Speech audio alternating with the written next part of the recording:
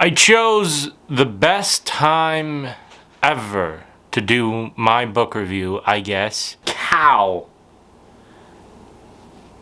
It was a short book, and I decided to read a short book because I wanted to do a book review in one night.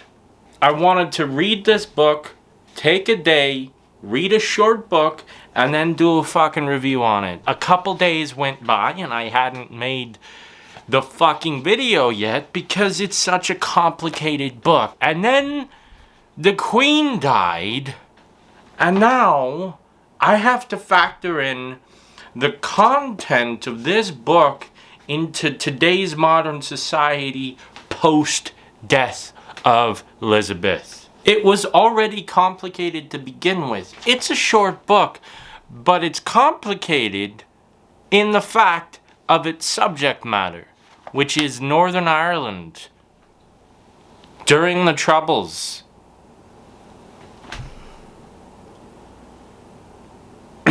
When this book was published, bombs were going off, people were getting assassinated. The British Army was literally in Northern Ireland. There was a border between Northern Ireland and the Republic of Ireland that had barbed wire at the top in curls, a lot like you see in concentration camps, razor wire and fucking landmines all along the border. It was a war zone in Northern Ireland, and especially in Belfast. And this book isn't about Belfast, it's about a town somewhere else. I don't even think they say the name of the town in this book. But it's not about the town, it's about this one dude named Cal. Imagine Romeo and Juliet, but Romeo was a decade younger than Juliet, and instead of the Capulets and the Montagues, you've got Catholics and Protestants. The Boom Booms are all about that. To fashion a short, telling novel out of the hideous complexities of Northern Ireland takes narrative skill of the highest order. In Cal, Bernard MacLaverty has managed to do it superbly. Daily Telegraph. On top of that, Romeo was driving the getaway car for the guy who killed Juliet's ex-husband. Wow. And that's not a spoiler. That's on the back of the book.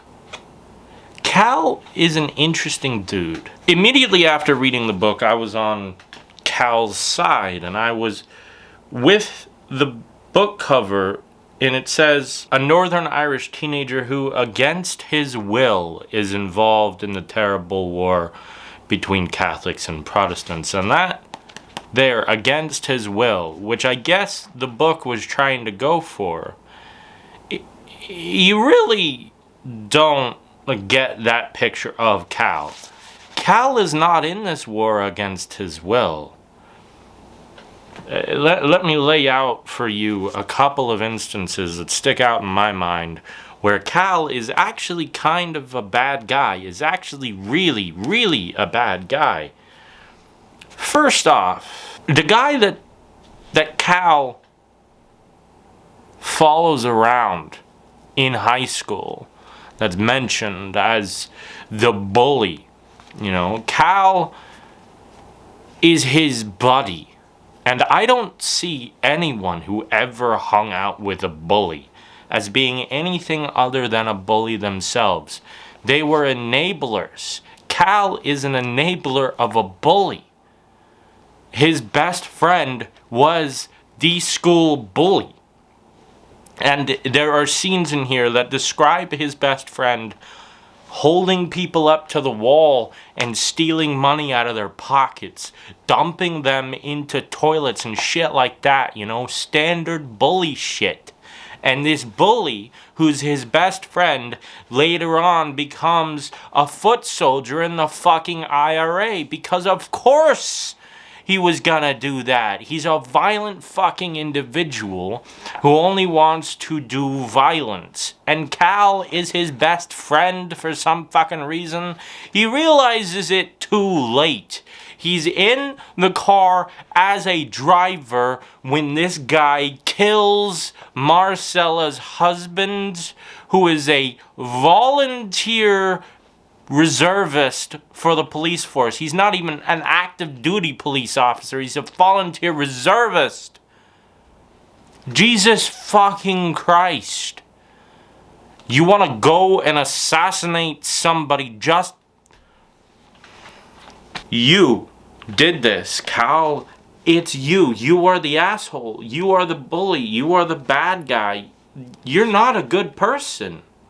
As much as this book cover tries to paint you as one, you're not. The book, overall, I would give 5 stars. But now it's time to talk about hatred. I have been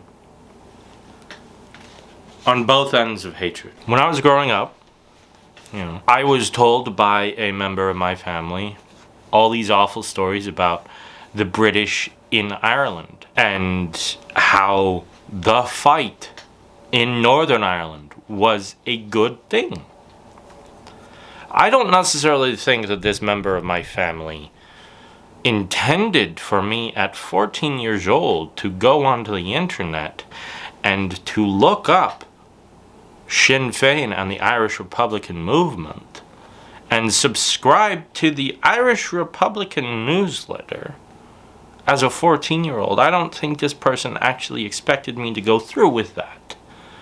And to go through with being a young teenager who, if technology was even that much better, may have actually become a terrorist. I don't think this member of my family ever intended any of that to happen. I think they were just telling stories about the old days. But that's the trouble with telling stories. People are listening, and especially kids. Now, we've got hatred right now in the world. There's a town in Kosovo called Srebrenica where there is a bridge that nobody on either side of that bridge has ever crossed, lest they be killed. Because one side of the bridge thinks this one certain thing, and the other side of the bridge thinks this other thing, and it all has to do with the war they fought 50 fucking years ago or whatever, last millennia. It doesn't fucking matter. These people will never understand that it doesn't matter. The people on either side of the bridge are normal fucking people, dude, bro. You're normal. Your politics is fucked. Okay? And this is the reason why I'm still friends with Republicans.